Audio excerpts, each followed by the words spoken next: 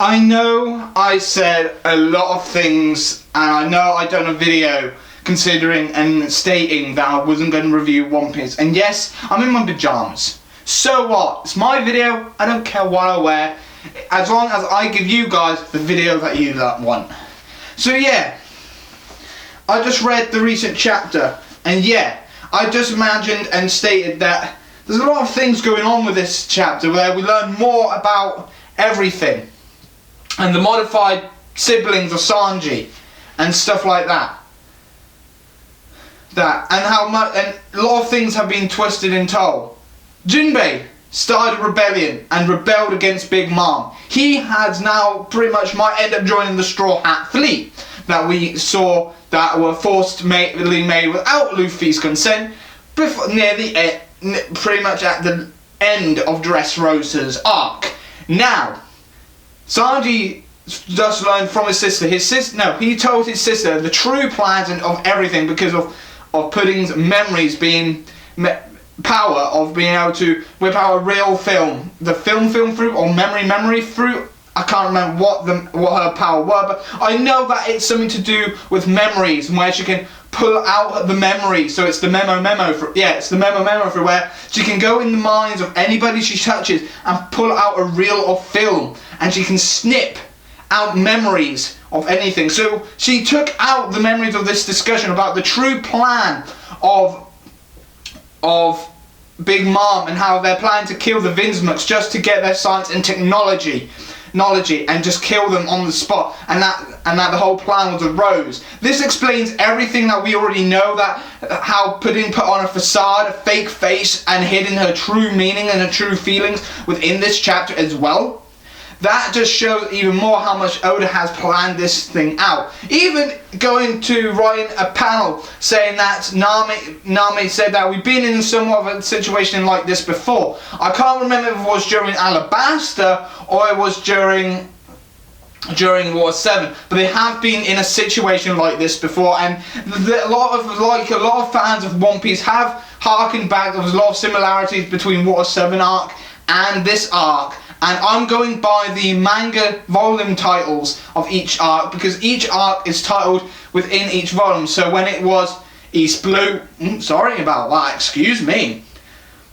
When it was East Blue, it will go East Blue One Piece all the way until it changes to Broke Works. So the next arc was Broke Works, and then Water 7, and so on and so forth, until recently where New World is been sticking to the manga title, even though I wish New World was just one mini arc title of where they were entering to the New World, and then every arc there goes back to like Punk Hazard, One Piece and stuff like that. But no, everything from Fishman Island all the way to the return of Sabaody Archipelago, all the way to now to Dressrosa is all going to be under the New World title, and that means the big saga is New World, even though we as fans know it as the Fishman Island arc, the Punk Hazard arc, the Dressrosa arc, the Zoe arc that is a mini arc, and even now the Whole Cake Island arc, or the Year of Sanji arc. Well, most likely it's the Whole Cake Island arc, is all in the same banner of a New World when it comes to full volume release. And this is going by Viz Media's translations, as Shueisha owns Viz Media. Shueisha owns Viz Media. So there's that. So anyway, going back to the review, going back to the recapping of the chapter. So Sanji knows that, and then we learn more about how Sanji is the one sibling that his mother cherished out of all of them, and it's the life and joy that she wanted. She didn't want none of her children to be mindless drones to be able to give orders via under her father's control and everything. And that's what this whole modification project was, and bodybuilding is that he wanted them to be his underlings pretty much. And even though Reiju has still got some memories left, some emotion left, She has done plenty of the bad things, but she's still under her father's. She's still in Jarji's control. She's still in Jarji's control. And everything. So she still has to follow those orders. Even now, when she's talking to Sanji, she can be her normal self that her mother wanted. But all of the 4 siblings, the one that their mother loved the most out of all 4 is Sanji, because Sanji's the only one that had the emotions that she wanted her children to have. Sanji has got the modifications, but like it's been stated, that his modification bloomed and blossomed while he was growing up, and was part of his growing up state. And where he is now, where he's able to use his feet and everything as his attack weapons, shows that his legs are the strongest bit of the modification that he went through as a child.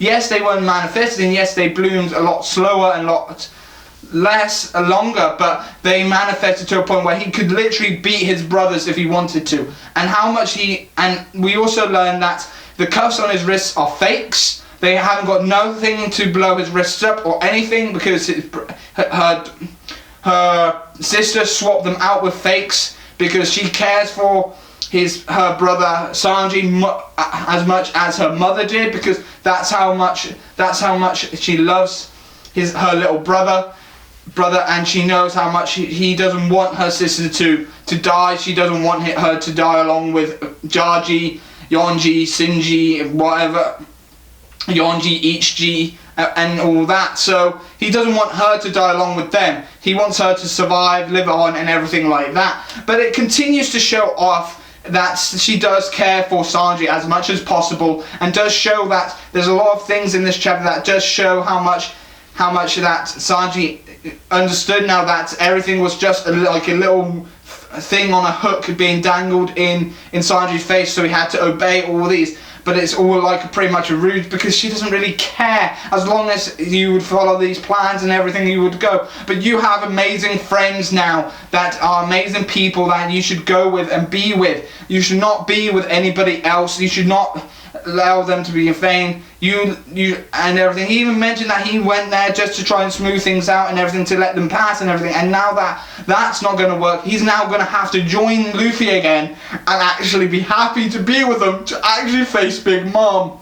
So the conclusion of this whole Cake Island arc is drawing nearer and nearer. Luffy's on the rampage trying to find Sanji to just tell him about what Pudding's actually planning to do, and then Sanji most likely will be something like, I already know that, I heard it while I was going to visit Pudding, and I know this, so let's all fight, but we have to be careful. And he will mention to Luffy that we have to be careful of Pudding's Devil Fruit power of the Memo Fruit, because she can edit memory, so make sure you don't get attacked or touched by her.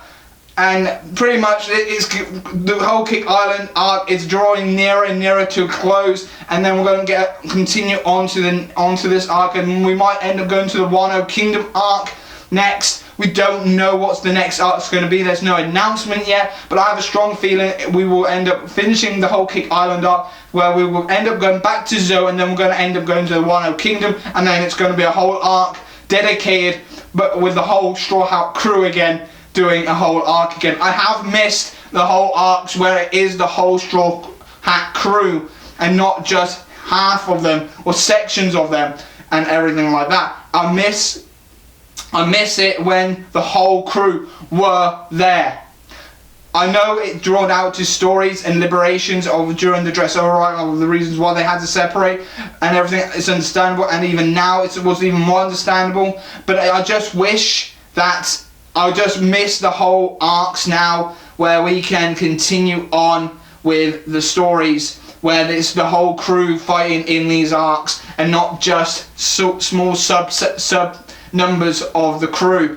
Now it's just Luffy and Nami and Brook, 3 Straw Hats this time around, going to Whole Cake Island, while Zoro, Robin, Frankie, Chopper, and Law and his crew all going to Wano Kingdom. So it just shows that the alliance of the Heart Pirates and Straw Hat Pirates alliance is still strong, and you can really tell that it's strong as a whole. But this arc is coming to a close. Did I really enjoy this arc? I really did enjoy this arc. I really loved everything about it, and hopefully you guys did as well. I've been your host, Kai from Kai's Potato Corner, member of the 00 Club, and I'll see you next time. Bye bye for now. See ya. Oh, now that was a review, don't you think? Right, if you want to check out the next videos or what comes next in my channel, then please subscribe to it to keep up to date with all the videos. Now, if you want to check out my One Piece playlist of all the reviews of One Piece, you can check that down in the video description down below. Or you can even check the annotations that will be appearing on the screen. Also, you can check on my latest video that was before this. That was a vlog update of what's actually happening on this channel as well. There's occasional update videos, occasionally every week to a monthly vlog, just indicating what's going to happen next. You can check that out as well.